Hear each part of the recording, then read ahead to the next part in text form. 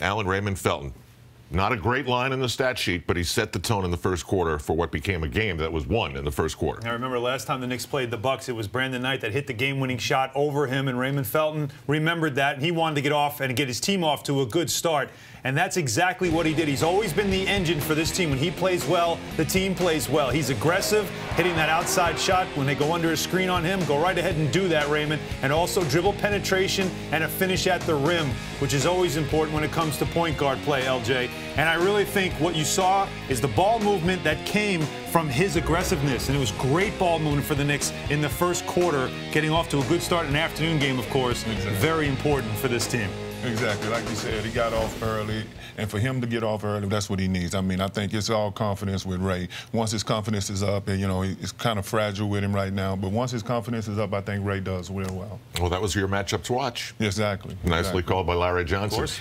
Now you get to the second quarter, and we're really seeing something special with Tim Hardaway Jr., and it's getting to the point where he's lifting Iman Shumpert up as well. Absolutely. Two athletic young wing players. They seem to really enjoy playing with each other, as we saw in a spectacular highlight for an alley-oop, but it was Tim Hardaway Jr.'s energy.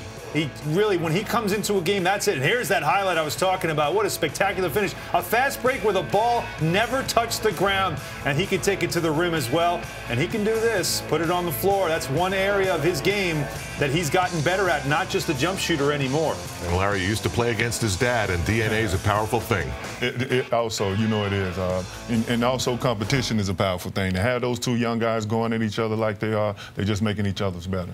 Tell me about Amari Stoudemire, because clearly when he has that game off, he just feels like he can do so much more. What's it like when your body needs that day? You need that rest. Like I said, like you said, Amari with that rest, he needed that, get that body back together, and that's good for Amari. I love what he did play today. You know, he had a lot of confidence in his game too. Also in his legs, he had them wiry, nice legs, and he's going. Here you go, second, third effort after the ball. That's good.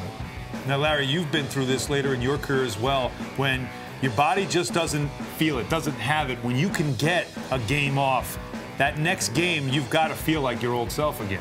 And we've seen it a lot with him. And I know he wasn't happy with his playing time early this year, and he's really not happy with that. But this is good for Amari, and I think he's buying into the system and sitting out and playing 20, 25 minutes now. I think the big difference really for Amari is also that he's playing with Carmelo and Tyson Chandler, feeling a bigger part of this team right now.